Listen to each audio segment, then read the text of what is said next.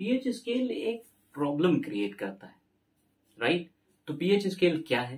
PH scale के ऊपर questions बड़े इंपॉर्टेंट आते हैं। जैसे मान लो ये क्वेश्चन पूछ लिया गया, sodium hydrogen phosphate, sodium dihydrogen phosphate, अब इसका पीएच कितना होगा, है ना? इंटरेस्टिंग क्वेश्चन, पीएच कितना होगा।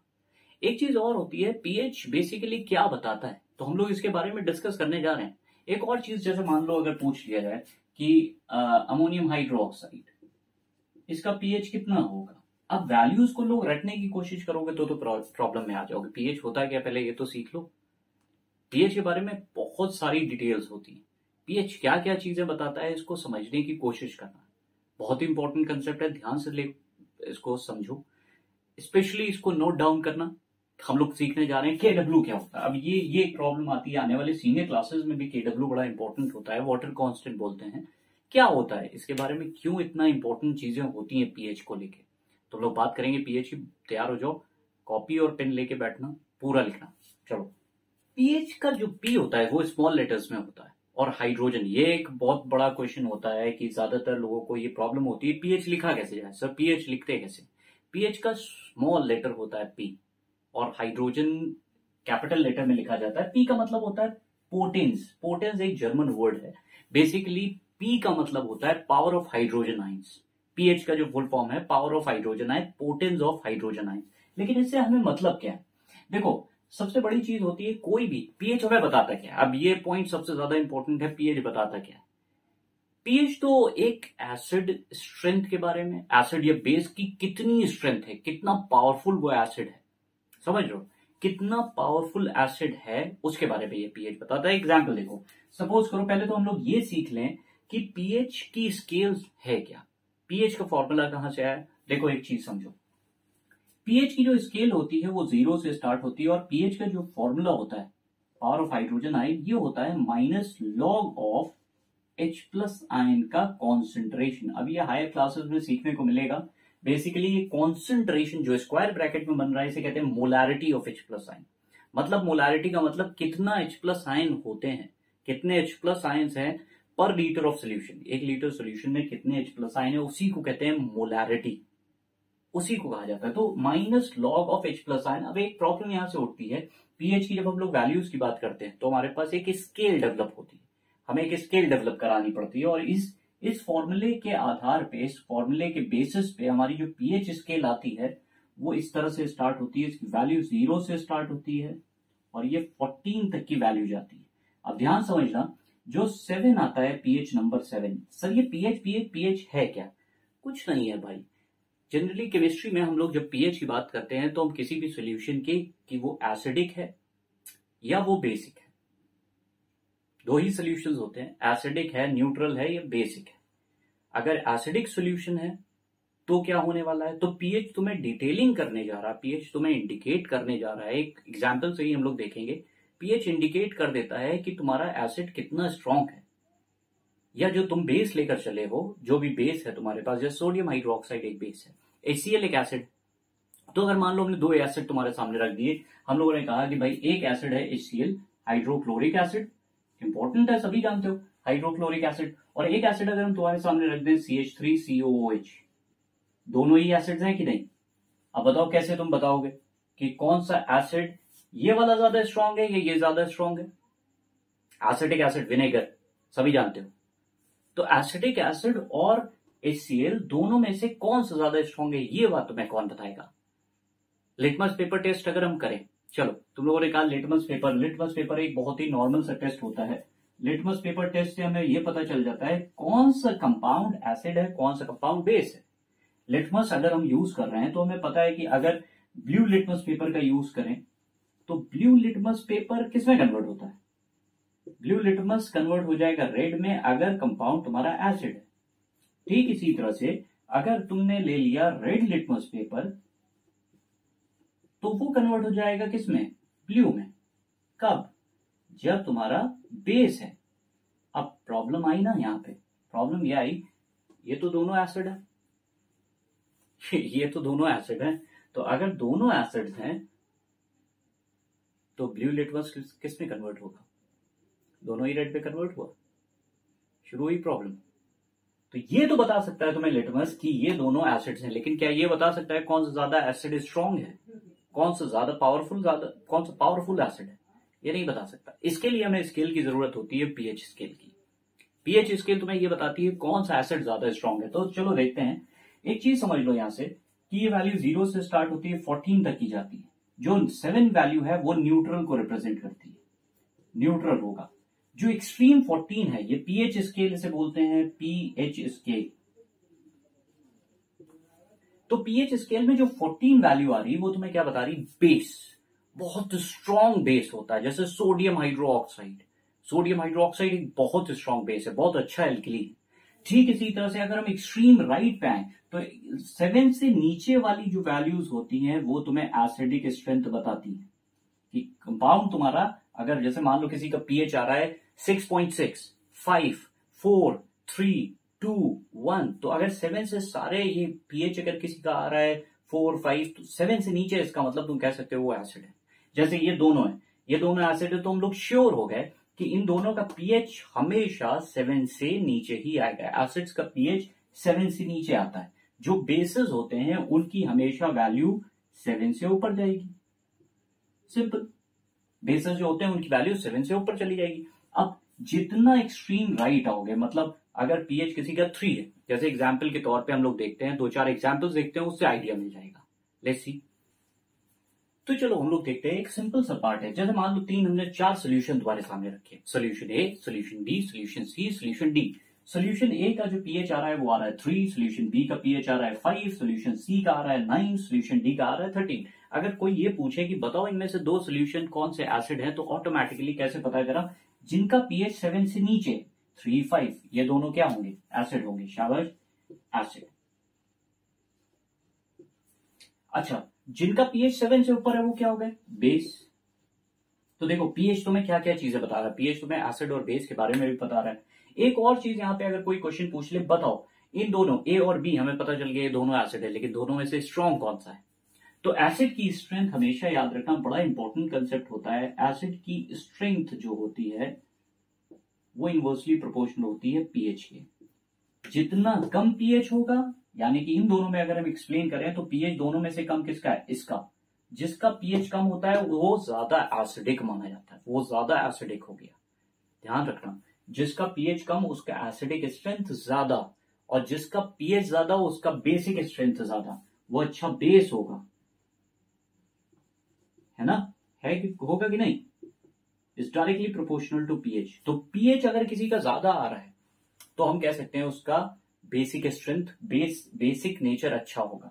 लेकिन फिर भी सिंपल सी ट्रिक ये है, एसिडिक अगर दो कंपेयर, ये इस वक्त फॉर्मूला यूज करना जब 7 से, जैसे मान लो बेसिक स्ट्रेंथ की बात कर रहे हैं तो 7 से ऊपर होना चाहिए। जैसे ये 2 एग्जाम्पल का हम यूज करने जा रहे हैं, तो 9 और 13 ये दोनों 7 से ऊपर है, तब इस कंसेप्ट का यूज कर लो।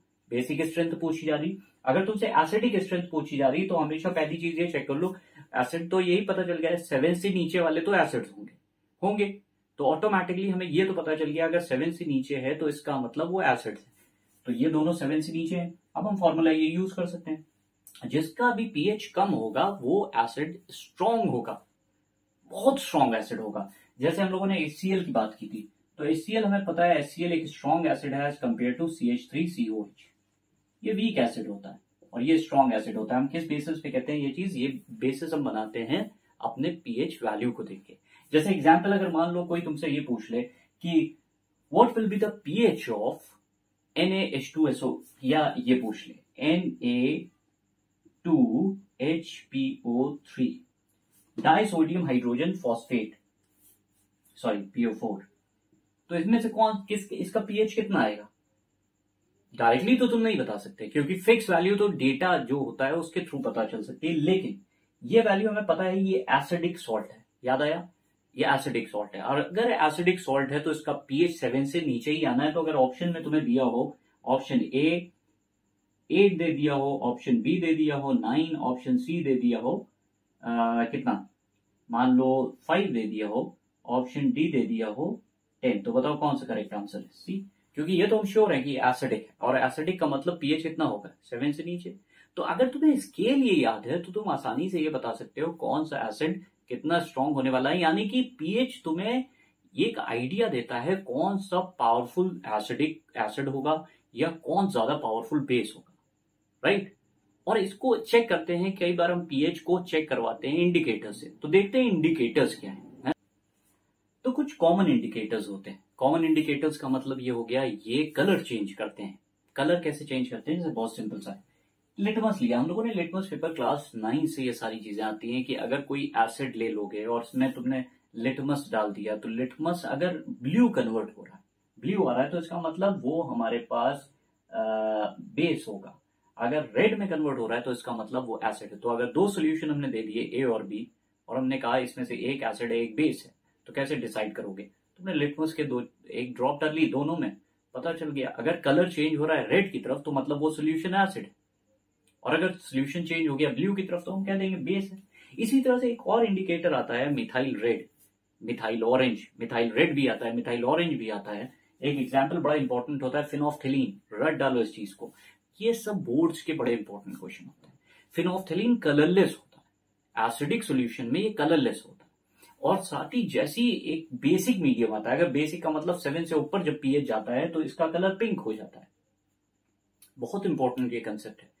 एक चीज यहां पे बड़ी इंटरेस्टिंग होती है, वो ये होती है कि ये इंडिकेटर्स, ये कॉमन इंडिकेटर्स बोले जाते हैं, ये इंडिविजुअली यूज कर सकते हैं कि हम ये डिसाइड कर सकते हैं कि भाई इनका जो पीएच है, ये सिर्फ ये डिसाइड करेंगे कौन सा सोल्यूशन एसिडिक है कौन सा बेसिक है, यही पता कर सकते हैं ना। लेकिन ये नहीं बता सकते कि सोल्यूशन, मान लो हमने कहा एक सोल्यूशन ए है और एक सोल्यूशन बी है। सोल्यूशन ए में एक हमने इन दोनों में से एक एसिड है एक बेस है। तो अगर मान लो 2 मिनट के लिए हमने ये एग्जाम्पल कोड किया, चलो ए को ही ले लेते हैं। हमने कहा ए हमारा सोल्यूशन है, इस सोल्यूशन में हमने लिटमस डाला, तो लिटमस डाला या छोड़ो लिटमस छोड़ो, फिनोफ्थेलीन यूज कर लेते हैं। फिनोफ्थेलीन अगर यूज करा तो मान लो इसका कलर आ गया कलरलेस। अब बताओ प्रॉब्लम शुरू हो गई। अगर ये कलरलेस है इसका मतलब ये सोल्यूशन एसिड है, लेकिन क्या ये बता पा रहा है इसका पीएच कितना होगा? पीएच नहीं बता पा रहा है, मतलब स्ट्रेंथ नहीं बता पा रहा है, कितना मजबूत एसिड है ये नहीं बता पा रहा है। सिर्फ इतना सा बता रहा है कि ये कलरलेस है मतलब ये एसिड है। तो इसके लिए हम लोग ये यूज नहीं करते, ये इंडिकेटर्स पीएच के बारे में या स्ट्रेंथ ऑफ एसिड्स को नहीं बता सकते, लेकिन हाँ कुछ हद तक की आइडिया दे सकते हैं। जैसे फिनोफ्थेलीन का जो रेंज होता है कलर, ये कलरलेस होता है कब तक की? एसिडिक मीडियम में कलरलेस होता है, और बेसिक मीडियम यानी कि 8 से लेकर 10 पीएच के बीच में इसका कलर चेंज हो सकता है। 8 से लेकर 10 पीएच, 8 to 10 पीएच के अराउंड इसका कलर एब्रप्टली पिंक में चेंज हो सकता है। तो हम ये कह सकते हैं अगर कलर चेंज हो रहा है तो हम कह सकते हैं एक पर्टिकुलर पॉइंट पे, मतलब इनकी शॉर्ट रेंज पीएच पे ये काम करते हैं, लॉन्ग रेंज पीएच पे काम नहीं करते। लॉन्ग रेंज पीएच पे काम करने के लिए यूनिवर्सल इंडिकेटर्स का यूज होता है। तो यूनिवर्सल इंडिकेटर्स को हम लोग देखेंगे, लेकिन इससे पहले भी एक चीज समझ लो, एसिडिक रेन सबको पता है। बहुत पहले भी एग्जाम्पल आया था कि ताजमहल जो है उसका मार्बल्स येलो हो रहे हैं। क्यों हो रहे हैं? क्योंकि उसके इर्द गिर्द इंडस्ट्रियल एरिया है। इंडस्ट्रियल एरिया की वजह से वहां पे सल्फर डाइऑक्साइड, नाइट्रोजन डाइऑक्साइड वगैरह ये रिलीज होती है पानी में। जब ये पानी में रिलीज होती है तो वाटर के साथ ये रिएक्ट करती है। फॉर एग्जाम्पल हमने मान लो H2O ले लिया, तो पानी के साथ सल्फर डाइऑक्साइड रिएक्ट करी और सल्फर डाइऑक्साइड रिएक्ट करने पे H2SO3 बन गया। ये एसिड है। ये एसिड क्या करता है? कोरोड करता है, मार्बल को कोरोड कर देता है। तो एसिड रेन में, और ऐसी इसी तरह से HNO3 भी रिलीज होता है, एसिड के साथ HNO3 भी बन जाता है, H2SO4 भी बनता है, सल्फर डाइऑक्साइड, नाइट्रोजन डाइऑक्साइड, ये पानी के साथ रिएक्ट करके एसिड बनाते हैं, और वो एसिड कोरोड करता है मार्बल्स को, जिसकी वजह से एसिड रेन बहुत ही हार्मफुल होती है। एक तरह से सॉइल की फर्टिलिटी जहां पे ये होती है वहां पे फर्टिलिटी, जो लैंड की फर्टिलिटी है वो भी कम कर देती है। तो याद रखना ये सब पीएच, और इसका पीएच नियर अबाउट 5.6 के आसपास होता है। तो ये 2-3 चीजें अपने दिमाग में रखो। यूनिवर्सल इंडिकेटर 2 मिनट के लिए देखते हैं, बड़ा इंपॉर्टेंट टॉपिक है, लेट्स सी। यूनिवर्सल इंडिकेटर्स क्या होते हैं? ये बहुत लंबी रेंज में काम करते हैं। मतलब अगर सोल्यूशन का पीएच 2 है तो ये कलर रेड दे देंगे, अगर सोल्यूशन का पीएच 5-6 के अराउंड है तो येलो कलर आ जाएगा, अगर सोल्यूशन का पीएच 7 है तो ये ग्रीन कलर शो करेगा। देख रहे हो कितनी रेंज तक की, तुम्हारा कोई भी पीएच हो, किसी तरह का पीएच हो, ये अपना कलर चेंज करते हैं। तो अगर मान लो हम लोगों के पास पीएच आया बिल्कुल एक्सट्रीम पे ले जाएं तो हमारा पीएच आ गया नियर अबाउट 13 या 14, तो ये कौन सा कलर शो कर देगा? Violet colour. ठीक है, तो पीएच की एक ओवर द रेंज, बहुत लंबी रेंज में ये काम करते हैं। और साथ ही साथ ये इंडिकेटर तो ही है कि ये कलर चेंज कर रहे हैं, साथ में एक तो कलर चेंज कर रहे हैं, दूसरा साथ में उसके पीएच के बारे में भी आइडिया दे रहे हैं।